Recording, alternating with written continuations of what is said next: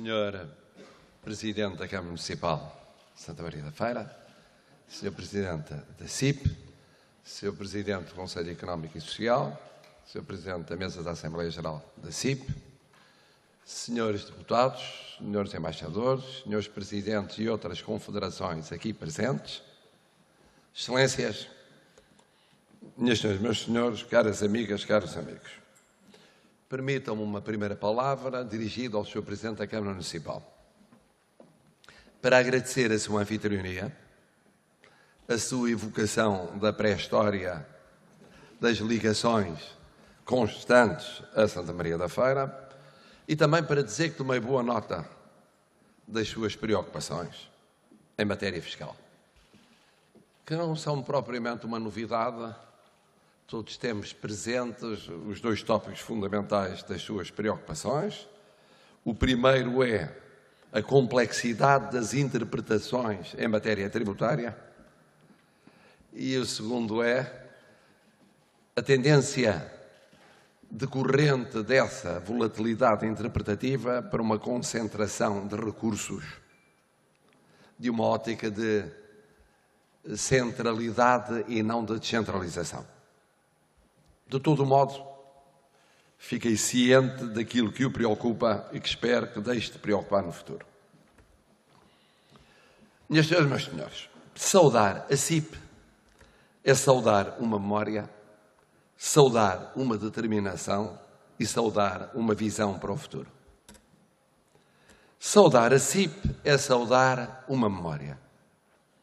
Revejo, como se fosse hoje, a aventura que constituiu criar uma confederação como esta, pouco tempo depois do 25 de abril de 1974, num clima tenso e indefinido, como é sempre o revolucionário, aglutinando vontades, superando desânimos, ultrapassando suspeições, conciliando rupturas e pontes, conjugando ideias mestras com a flexibilidade indispensável ao arranque e à sobrevivência inicial.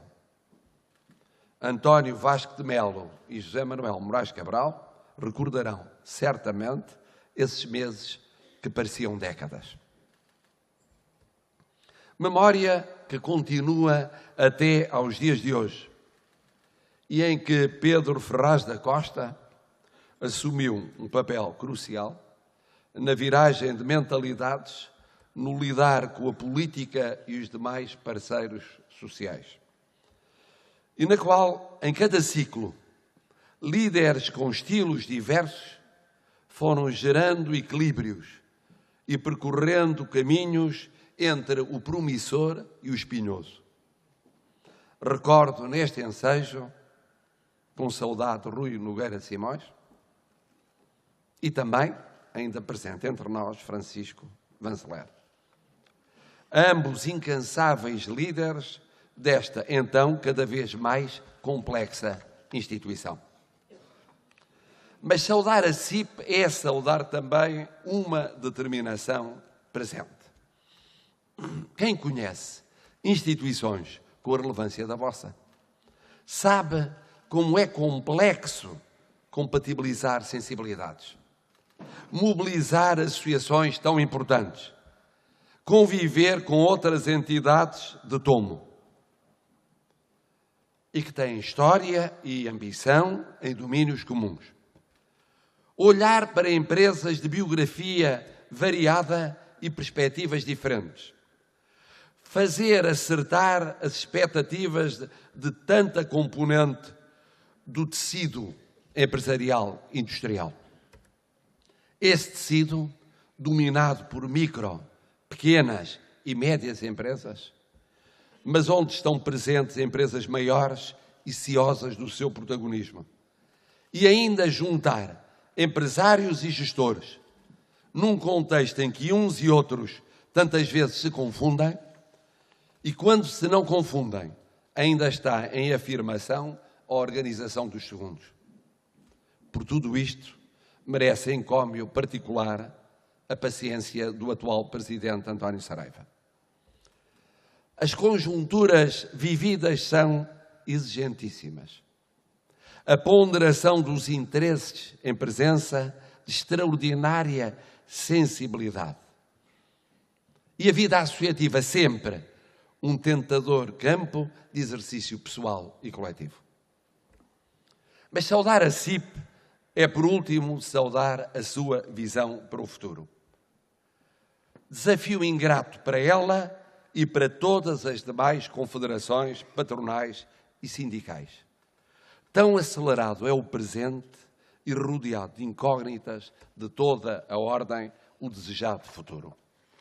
E é a pensar nesse mesmo futuro que vale a pena deixar-vos alguns breves apontamentos que, somados, revelam como o Presidente da República vê o ambiente em que terá de ser definida e começada a executar essa vossa renovada visão prospectiva.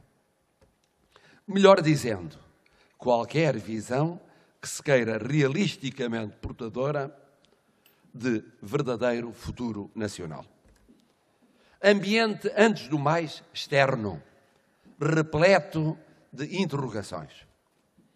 Desejamos distensão política, livre circulação económica e diálogo cultural e civilizacional. Mas tememos o regresso à Guerra Fria, com mais atores, mais fortes e sem os instrumentos discretos ou informais que permitiam atenuar os confrontos e impedir as escaladas determinadas por erros de percepção recíproca. Tal como tememos protecionismos comerciais ou choques culturais e civilizacionais a agravarem os confrontos políticos. Desejamos Europa unida, poderosa, reformista, aberta ao mundo. Mas tememos fragmentações, indecisões, egoísmos, bloqueamentos e clausuras perigosas nos seus efeitos não intencionais e, por isso, erráticos. E contra tudo isto teremos de lutar, desde logo, nestes curtos 6 a 9 meses que antecedem o tempo eleitoral europeu. Desejamos um Portugal claro nas suas constantes externas e de defesa, credível nas suas instituições, estável na política, na sociedade, na fiscalidade, nos fatores de contexto. É do interesse de todos que haja domínios de regime, suscitando convergências duradouras. Que haja proximidade e confiança dos governados nos governantes. Que haja mandatos não interrompidos. Que haja representatividade também associada à dinâmica participativa, que esvazie populismos e radicalismos, por natureza devastadores. Que haja certeza mínima em áreas que acabam por condicionar a vida de todos, trabalhadores, empresários e gestores, da justiça à administração pública, à vivência laboral e à fiscalidade. Desejamos que com este pano de fundo o potencial de crescimento suba, com a demografia, a qualificação, a inovação, a organização, que constituem a chave da produtividade e da competitividade. E não menos com a manutenção do rigor financeiro e a redução do endividamento externo. Desejamos mais que com o potencial de crescimento sejam sustentáveis o próprio crescimento, o emprego, a justiça social, a distensão comunitária, a garantia dos direitos dos nossos compatriotas. É, pois, do interesse de todos o combate infatigável ao atraso educativo, formativo, científico e tecnológico. Há ineficiência organizativa. Há timidez no crescimento. Há fragilidade no emprego. Há perpetuação ou aprofundamento nas desigualdades. Há crispação. Há esvaziamento ou adiamento na salvaguarda dos direitos. Eis porque as vossas reflexões sobre a nova desejável demografia, este novo tempo digital 4.0, que o é para a indústria, já o disse na Cotec, como é para toda a economia, toda a sociedade e toda a política. Os novos desafios à organização do trabalho, os indispensáveis incentivos à atividade empresarial, a exigência de sempre remoçada liderança nas empresas são tão atuais e importantes. A pensar no valor das empresas, que é pensar no valor de Portugal e dos portugueses. É uma agenda muito rigorosa e de ingrata concretização? É. Mais ingrata é para todos vós, porque a vossa epopeia diária é ir enfrentando situações inesperadas, problemas repentinos, dúvidas periódicas, nós todos os conhecemos. Concorrência feroz lá fora. Permanente luta por financiamento insuficiente. Necessidade de ajustamento constante. Renovação sem cessar de estruturas, de métodos, de capacidades e até de objetivos. Incógnitas ou surpresas ou constrangimentos externos e internos de vária ordem. Sabem, porém, que não há um segundo a perder. Como sabem que o Presidente da República está consciente dos vossos desafios e atento às vossas respostas. Educação, inovação, qualificação não podem parar. Credibilidade das instituições, nas funções de soberania como nos sistemas sociais, tem de ser objeto de cuidado sem interrupção. Crise política é indesejável. E crise política decorrente ou envolvendo orçamento do Estado é duplamente indesejável para todos, até por poder gerar cenários imediatos de elevado preço para o país. É certo que os debates prévios sobre os sucessivos programas de estabilidade e orçamentos têm, ano após ano, grande intensidade. E que o do orçamento para 2019, que é um ano eleitoral, tinha-o já prevenido há meses, iria ser ainda mais intenso. Tenho, porém, a certeza de que todos os intervenientes estão conscientes de que não faz sentido que o processo prive Portugal de orçamento aprovado em termos de entrada em vigor a 1 de janeiro de 2019. O Presidente da República limita-se, pois, a recordar o óbvio, isto é, que considera, como sempre considerou, a normal conclusão da legislatura como muito importante para Portugal e que prefere, portanto, não ter de intervir na sequência da votação do orçamento, a não ser para o promulgar. Por outro lado, reformismo realista no sopesar de produção e distribuição, de justiça e estabilidade fiscal e laboral impõe-se.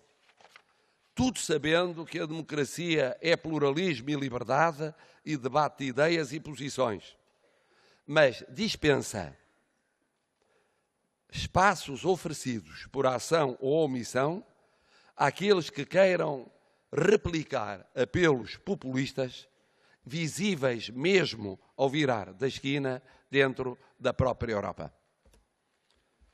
Penitencio-me de me ter alongado, mas senti que este era o momento para sublinhar algumas questões atuais e prementes e divulgar a título preventivo sólidas e urgentes reflexões. Repito o que tenho dito com insistência. Já bastam os temores, as incertezas do mundo e algumas indefinições europeias. Não lhes juntemos, no que dependa de nós, nada que não seja ambição com sensatez, coragem com realismo.